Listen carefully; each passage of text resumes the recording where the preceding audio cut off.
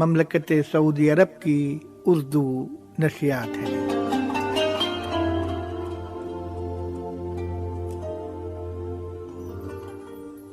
پیش خدمت ہے ہفتے وار پروگرام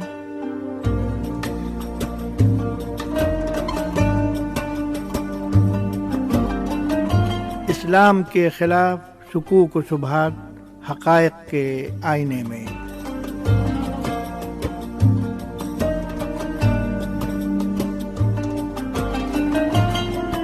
ترتیب و پیشکش ڈاکٹر شعیب نگرامی۔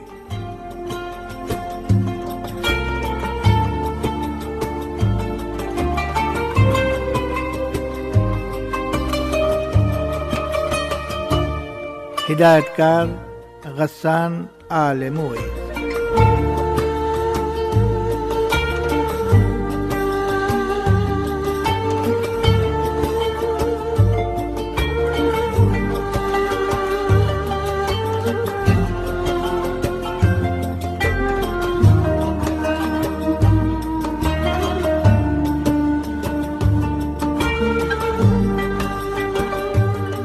بسم اللہ الرحمن الرحیم۔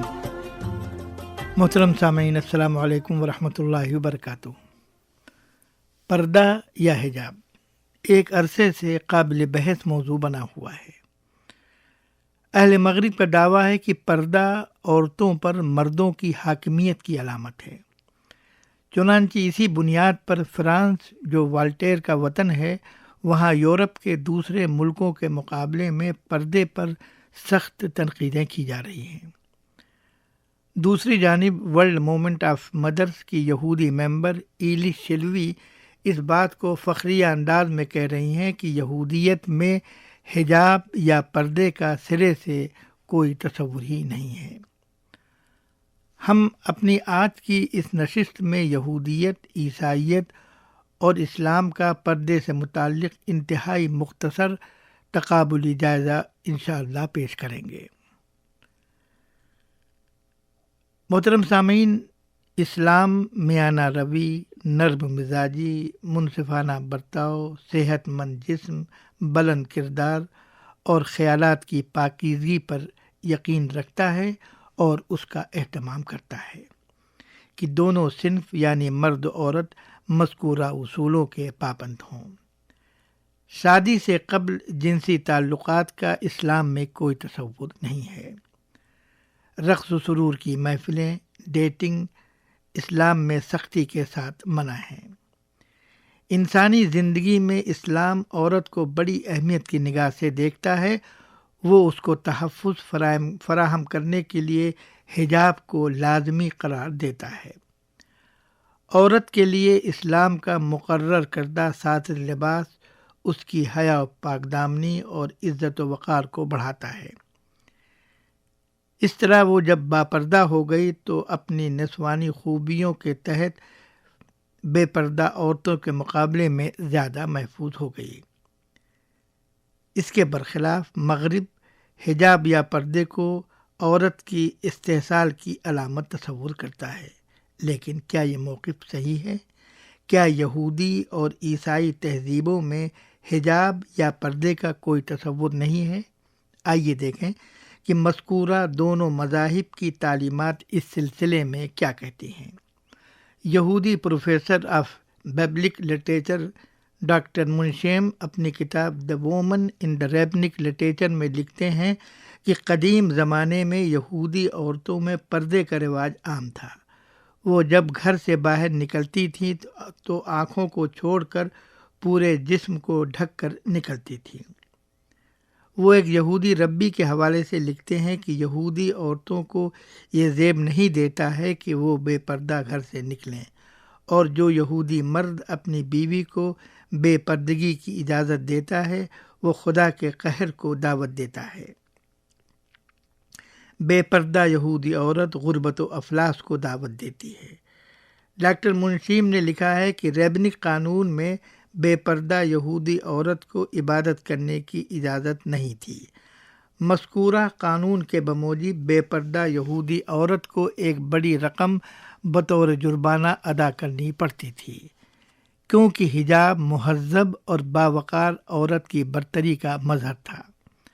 یہی وجہ ہے کہ قدیم یہودی معاشرے میں طوائفوں کو سر ڈھکنے کی اجازت نہیں تھی۔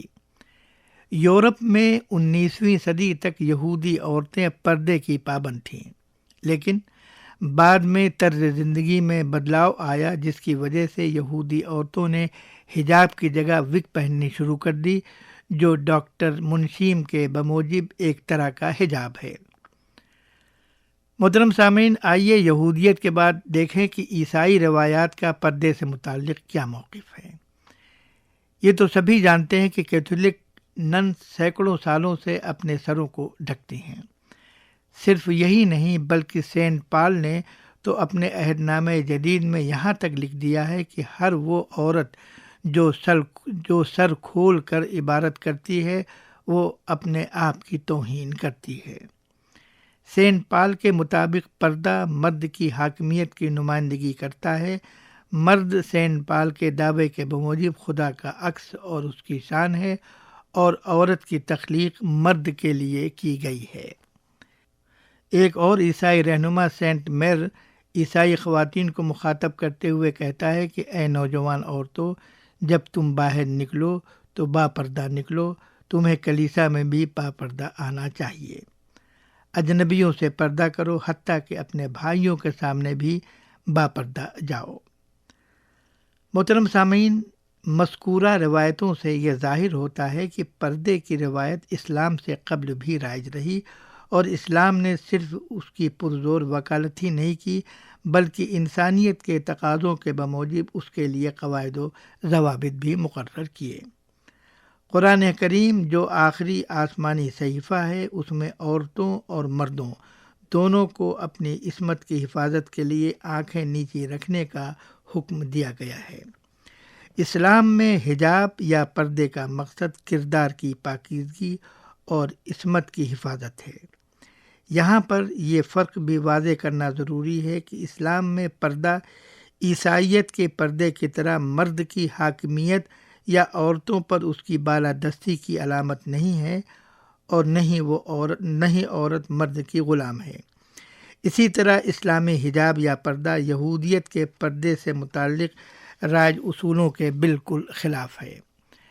اسلامی حجاب یا پردے کا مقصد عورت کی عفت و پاکیزگی کی حفاظت ہے، کیونکہ قرآن کریم عورت کے تقدس کے سلسلے میں اس قدر حساس ہے کہ اگر کوئی شخص کسی پاک دامن عورت پر بدکاری کا غلط الزام لگانے کی جرات کرتا ہے تو اس کی سخت وعید آئی ہے، اور فرمایا گیا ہے کہ جو لوگ پاک دامن عورتوں پر تہمت لگائیں اور پھر 4 گواہ نہ لا سکیں تو ان کو 80 کوڑے مارے جائیں، اور ان کی گواہی بھی کبھی نہ قبول کی جائے۔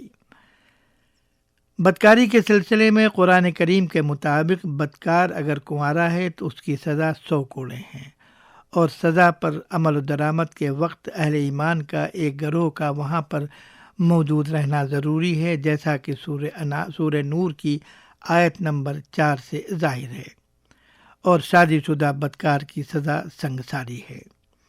اسلام کے اس سخت رویے کے مقابلے میں انجیل کی ہلکی سزا کو ذہن میں رکھیے۔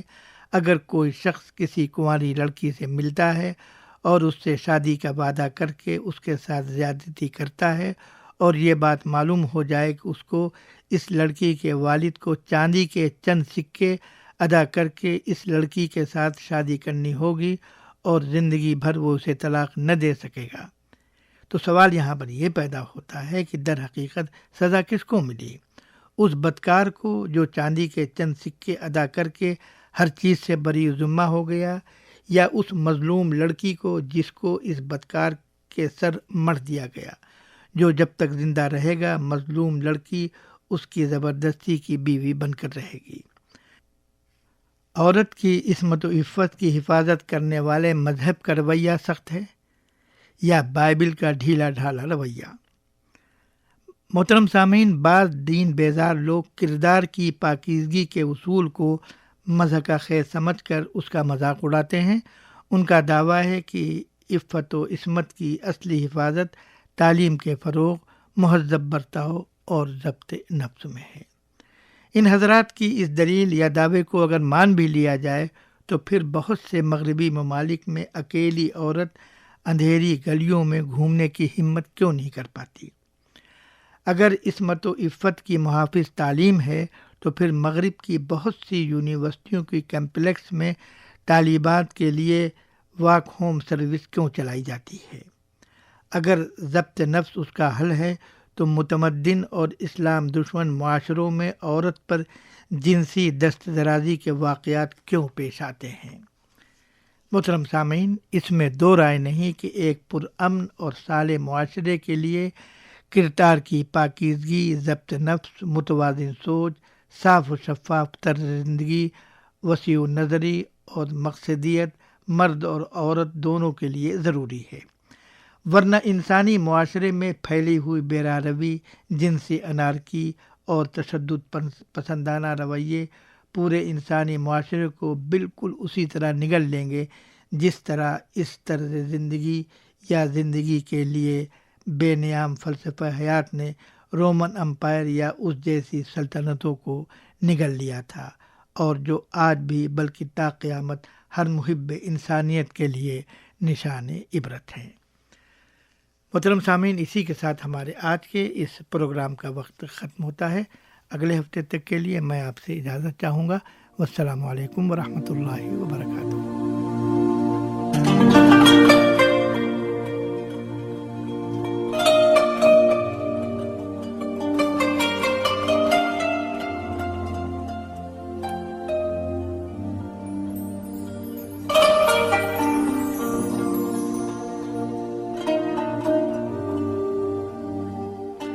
ابھی آپ ہمارا ہفتے وار پروگرام اسلام کے خلاف شکوک و شبہات، حقائق کے آئینے میں ڈاکٹر شعیب نگرامی سے سماعت فرما رہے تھے۔